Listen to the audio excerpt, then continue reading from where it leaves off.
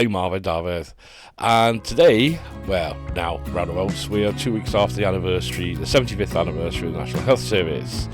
As you can see here is a little map of this route we're going. We're going to discuss this subject a little bit. Anyway, we're on our way now to the memorial of someone you might have heard of, Aneurin Bevan. Okay, his friends call him Nye. There we are, I call him Nye. Anyway, keep on looking now as we're going down the route now. We're going to be turning a right, and it's actually not very well signposted, and Doris is coming in to say hello. It's not very well signposted, and there's a little sign that comes up if you watch. I'm just going to talk you through this bit. There's a left-hand turn there, right? Just keep on looking, and a little sign will come up, and that sign is your right turn. As I say, it's not very well signposted up to this area here. It's basically it's on a road between Ebbw Vale and Tredegar. Okay, if you keep looking, here comes the bad boy now. It's the right turn by here. No, it is. No, it definitely is coming. As I say, keep looking, and you'll see this little sign. There we are. See, there's the right turn. So we're turning right into here, and there's a parking area. Now, a quick one now is if you come up this area, I would say obviously show some respect because for what it's what it's in honor of. Some nice walks around there as well if you're into this thing called hiking and stuff and rambling. Here we are. Right now, this is the memorial for Nye Bevan. It's a stone circle. I'm very good at that. That's Celts, something. And why it's there is because he used to stand up here and talk to his constituents, like they do. And there's a sign for him there. Now, what can I tell you about the fella? Now then, important bits of information about Nye. Right, he was born 15th November 1897 in this wonderful Welsh town called Tredegar. By the way, that's a pencil drawing I did of him, like a quick impression. It's just a pencil drawing. Right, as I say, he was born 15th November 1897. He passed away 6th of July 1960 at the age of 62. His working career started at the age of 13, where he worked underground as a miner. Politically, obviously, eventually went into the Labour Party, but the bit we're more interested in is the National Health Service. As you see here, this is a lovely. Well, it's nice to visit actually. There's nothing else around here. There's a Morrison's further down. You cup of tea and a calf or something. But no, as you can see, these stones are laid out, and they represent his constituencies, being Rumney, Ebbw Vale and Tredegar. Now, what can we say about the NHS? Right. Now, a lot of people believe that everything was down to Nye. No, Nye did a great job, and he really did.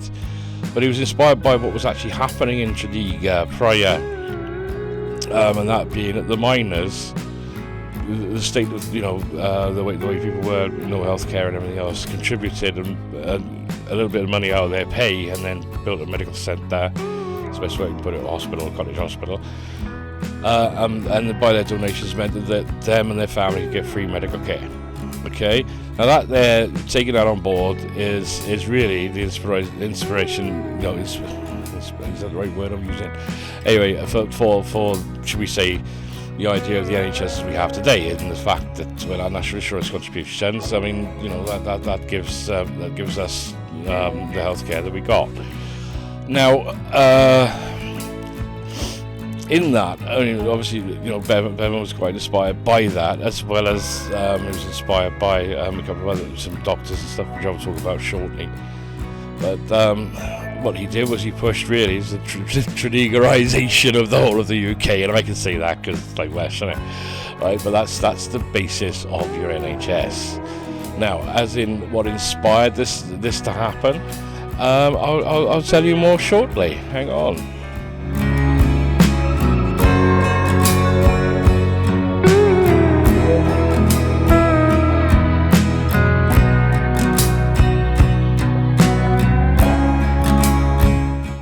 Right, I know I've just overloaded you with a lot of information. It's going to get worse. I'm on my way now, taking you to a place called Cefn Golau, right? Which is a cholera cemetery, with the cholera epidemic that hit the whole of the UK. I'll explain more about the relevance of that shortly. But as you see here, I've actually gone past the turning I should have gone down, but I left it in, though I'll tell you I intended to do this. This road I'm on now, mind you, if you stay on board on this road, it's a nice twisty road for bikes and stuff. Obviously you've got to look out for livestock, and it'll put you down to the bottom of where we're heading, if that makes any sense. I'll explain when we get there. But anyway, as I say, just keep your eye out for livestock and everything else. Now, I'll talk to you quickly now about the cholera problem. What happened? It was in the 19th century. They say it was a sporadic outbreak of cholera, but that occurred in various parts of Britain. Yeah. There's a little bit more involved than that, as you can imagine. I mean, cholera is not a nice thing to suffer. Example, people were looking healthy during the day, and then by the evening they would drop dead, literally, with cholera. Now, unfortunately, the saddest thing about that is at that time, obviously, there was no health service, and nobody really, had an idea what caused it, whether it was airborne or, somebody lived in a dirty house or whatever. And they were that fearful and ashamed by this disease in certain places, in Wales especially. There aren't many cemeteries left. They've been either bulldozed, dug over, built on through the years because of the shame, as it were. This cemetery was people were put into this cemetery. It was unhallowed ground. And it's basically a small slither of land on the side of a mountain, and that's where they decided to move the victims who had passed away. They buried them up there, and wrapped them up in bandages and everything else, and tried to hold in the disease, as it were. I'll talk more about that in a second. Right, here we are now. I'm just pulling in that road where I should have turned left. As you can see, I've turned around. I cut that turning off because there wasn't anywhere for me to turn. And I'll just say this: is the Himalayan any good off-road? Oh yes, it is. But I didn't do that, so hence there's no video recording of me doing such a thing. Anyway, I'm going to pull over. There's a parking space here on the right-hand side, which is going to come up. Now this is a very narrow track. The bit you missed is Tredegar. We're going above Tredegar on the left-hand side, which I'll talk about that again another day. Right, I'm pulling up here and parking, and I'll tell you more about this place.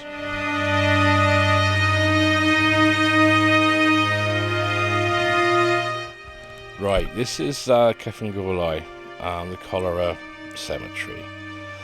Now, a brief information on that. Okay, the very first cholera epidemic to strike Tredegar was in 1832 to 1833. Okay, falling back to what I was saying earlier as well. Right, how to put this in a nice way. Right, the victims were buried in specially designated burial grounds in remote locations because of the mistaken belief that it was caused by contagion instead of actually being waterborne. We're going to fall onto that subject a little bit in a bit. So the first major, as I was saying, 1832 to 33, the outbreak was actually a worldwide pandemic that actually arrived in England in October 1831. A more serious one followed in 1849 in London, where it took over 14,000 lives. It was twice as bad as the outbreak in the 1830s in England, and it was also worse in Cefn Golau. There was also smaller outbreaks from 1866 to 1849. The disease had already struck the neighbouring communities of Rumney in July and Nant-y-Glo in August before reaching the town. As the number of victims rose, scarcely a street in Tredegar remained unaffected. The doctors searched for remedies without success. People left their homes and they fled to the countryside while others stayed indoors. Many sought help from religion, and obviously all the chapels were pretty packed full to what you can imagine it, can't you? But the death toll mounted, and people could appear to be, as I was saying earlier, fit in the morning and then be dead by the evening. The disease caused so much fear that few people were willing to help bury the victims. So you can see the problems already, can't you? And with the arrival of colder and wetter weather in the autumn, the number of new infections gradually dwindled. This outbreak killed 52,000 people in England and Wales. Now, obviously, this was all before the NHS, and you can really sort of, get an idea on things. And before the NHS, it's hard for us living in the UK to imagine how bad that would be.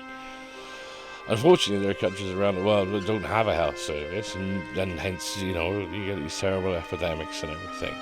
Which leads me on to another little character I'm going to mention. And his name I will tell you any moment now.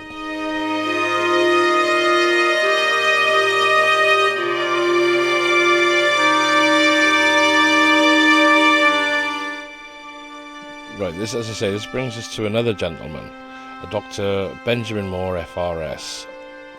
He was born on the 14th of January 1867 and died 3rd of March 1922. He was actually a biochemist, and he was one of the first to hold a chair in biochemistry in the UK. And he actually was one of the people, or I think he may have been the person, who founded the Biochemical Journal. Right, what can we tell you about this young man? Well, he's from Ireland, and he studied at the Queen's College, Belfast, which is the Royal University of Ireland. Now, what's the relevance in all of this? Well, what he did was biochemistry and everything. He was one of the people who obviously helped in determining what the actual cause of cholera was, etc. There isn't a great deal written on him on should we say on the interweb, etc. It's more, you'll find more in academia. But when it actually comes to the NHS, as we were talking earlier, what were the inspirations? Well, he did make it plain that he wasn't happy about the poorhouse medical care, etc. Again, that's something in history you should look up, etc. But what he did was he made great bounds, obviously, to do with biochemistry.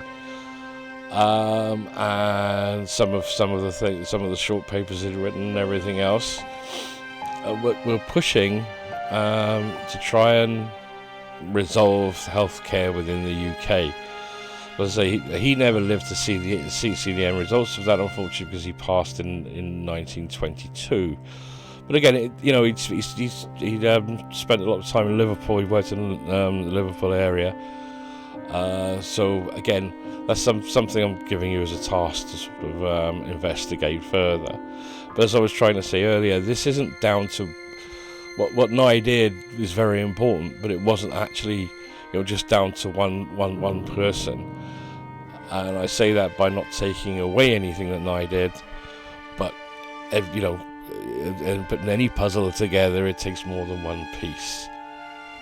Right, and the image there is a pencil drawing, or in pencil impression, as I prefer to call it, of what I did of what Benjamin looked like. As I say, there aren't many pictures of him, so I've kind of put that together, and that's my impression of what he looked like. So what we're going to do now, we're going to move on to the next part of our journey, but still continuing with the NHS as the theme. I hope you're enjoying it so far. Hope you like that little sheep running too. Enjoy.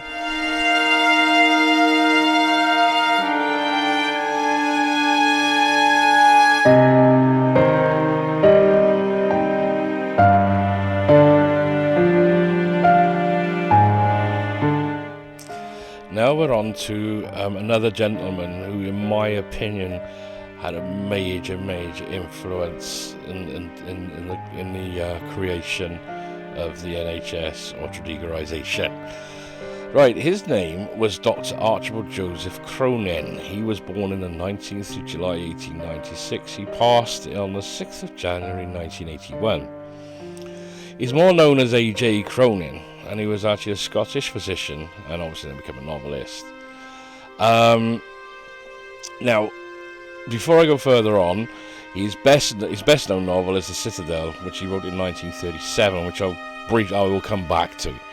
But the important point is, let's talk about this chap for a bit. Right, he was a Scottish doctor, and obviously eventually served in a Welsh village. But where his career actually started was during the First World War. He served as a surgeon, as a sub-lieutenant in the Royal Navy Volunteer Reserve.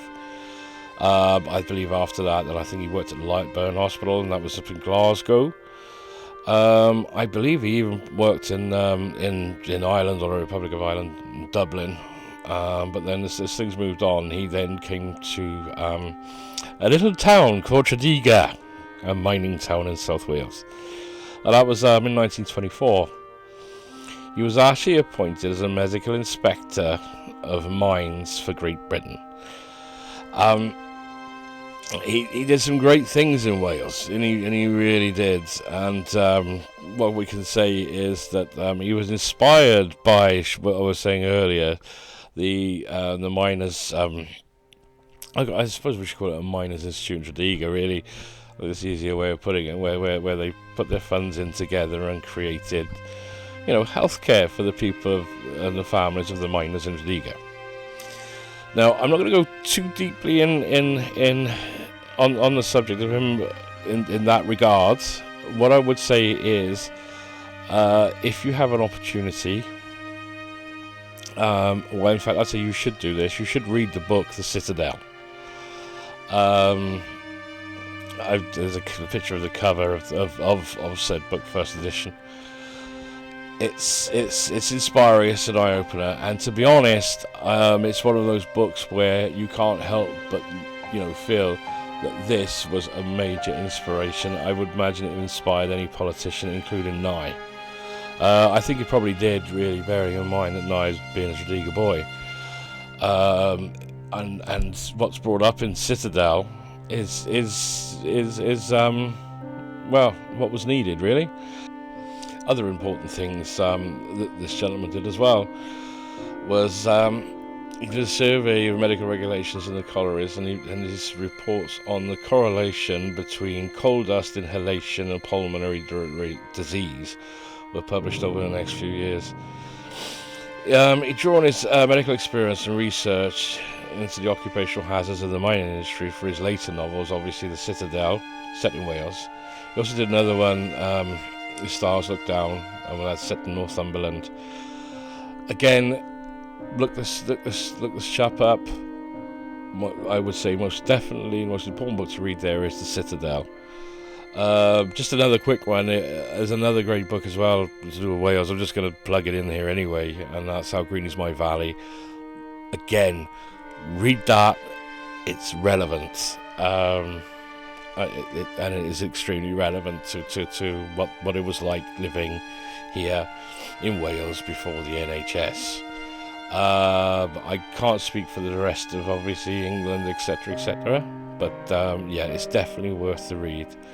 Now, on the Oberon, it's single track, and some parts it's actually a sheer drop on the right.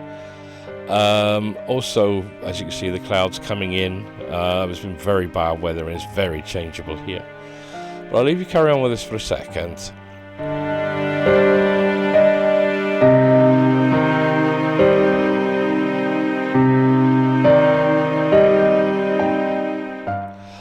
By the way, when I was talking about Dr. Cronin, I know I sounded like I was reading off a script a little bit there. I was, thanks to actually Wikipedia. I wanted to make sure I got it right, because it is very important, and and obviously with no bias. Anyway, it's interesting. As you see here, this photograph, the sun's starting to come up. I'm a little bit further on than where I actually pulled in. If you look down, and that's looking to the right-hand side, and it's quite inspiring, is that obviously the Industrial Revolution, etc., that happened, and the way the collieries happened, obviously in Wales and north of England, Scotland, etc. I mean, in Wales you can see it, the black stuff there, that's called coal, and that is just bleeding out of the ground. The colliery heritage. I mean, you go into the back garden, especially in the valleys and that, and you dig it up, and there it is. Yeah. Anyway, that was me just getting a bit emotional there. But falling back to what I was saying is, yes, I did quote there because I wanted to make sure the dates were correct. I also did that a little bit on Nye as well because I wanted to make sure I had dates correct because this is very important. And I wouldn't want to mislead any of you in any way. So thank you, Wikipedia, for that, by the way. Anyway, I encourage you to look these people up very much to see why and how the NHS was formed and why it is important. Get moving aside this management issues, etc., etc. I think my own opinion is politicians aren't very good at this, but they should actually listen to the boots on the ground, the people doing the work. So that's being the nurses, the cleaners, the doctors, not necessarily, should we say, other issues. So, anyway, moving on. As you can see here, this is a nice little narrow track. There's bicycles. It's a good bicycle run. You could be a bit fit by because it gets a bit hilly, but it's Wales, isn't it? We're used to it. And to be honest as well, you people going to places like Story Arms and stuff walking about, you should try walking around here a bit. Some lovely views, and it's definitely worth it. And less crowded as well, No, you're not in a queue behind like 100 people in Lycra. Anyway, joking aside. Anyway, moving on, I've got more to talk about shortly. Enjoy.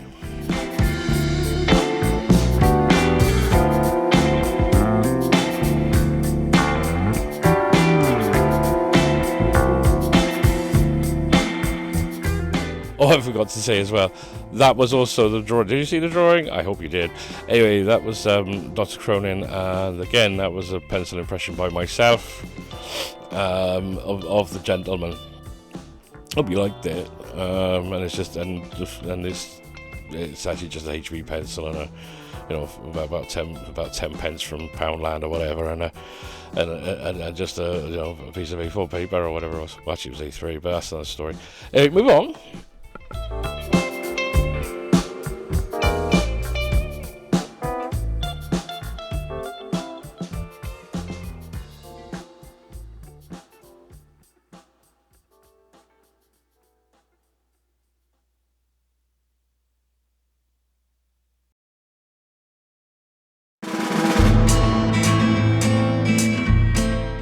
So this little road we're on again, as I say, is single track. Now, you remember where I went wrong on the journey and I went past where I should have turned left? But if you'd have continued down on that road, you will come out. It would actually bring you down to the bottom of this road where I'm going to be turning left in a short bit. I'm not quite there, obviously, but further down. We're heading now down into. We're heading towards a town called Blackwood. We go through various villages, small villages on the way down, but I've kind of cut that out because, it's just not a lot to see really. Well, there is, but it's just a bit hard to see when you're obviously, your little camera stuck on the front of the bike. Here we go, we're turning left now. And again, you follow this road down, and you eventually get down into a village called Argoid, I think it is, and then you would turn right at Argoid. The only problem is with that junction, it's a very hard one to turn out from, as you can see visibility coming from vehicles coming from your left hand side, and you're going to be turning right, so obviously, be careful. And again, it is a narrow road. Other important facts: the people around here are motorcycle friendly, so the majority of the people, local people and that, are aware motorcycles ride around here, but that doesn't mean it gives you a right to be an idiot. Just be respectful. Remember, we drive on the left, stay on the left as best you can, and obviously be aware of blind bends with things like agricultural vehicles as well as livestock. I've said this so many times before, but I trust you guys, well, you people do. Right, I'm just going to pass the water tower there. We're going to cut this short and we're going on to the next bit of the road. Enjoy.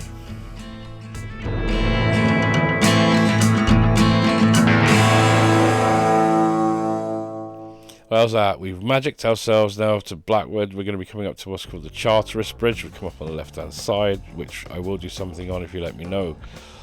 I just want to fall back onto the NHS and whether it's a good idea or a bad idea. Pros, cons, I suppose you could call it. Well, as somebody who I've always looked up to, he's a bit of a hero of mine, and that's Barack Obama. Now, when he was president, he tried to put in a healthcare system similar to the NHS.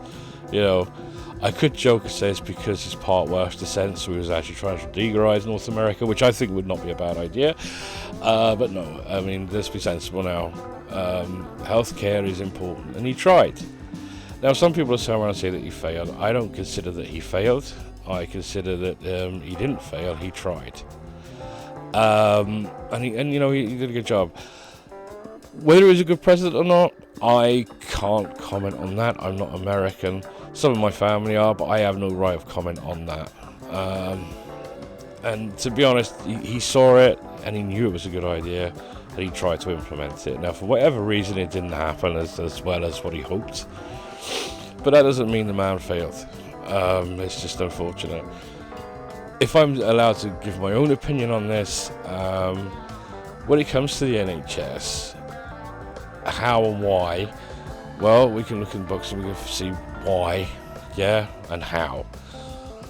But I honestly think, in comparison North America to UK, I think it was timing. In 1945, we'd just come out of a terrible world war. Some people watching this may well remember it, but I think we've all had family in it, and a lot of us in Wales lost family in it, and obviously a lot of people in the rest of the UK and North America, and Canada, the Commonwealth, India, etc., etc. I don't mean to exclude anybody in that. Now, this is my own personal view. People say it was one political party that instigated the NHS. Okay, you could try and say that, but in my own mind, I think it was inevitable that would happen, irrelevant of which political party. And to be honest, O'Neill was a determined fella, and I think it wouldn't have mattered which party it was in, he'd have got that pushed through. It had to be, you know, it's right, you know, and he was right there, and it would have happened. In comparison to North America, I can only say this is just my view.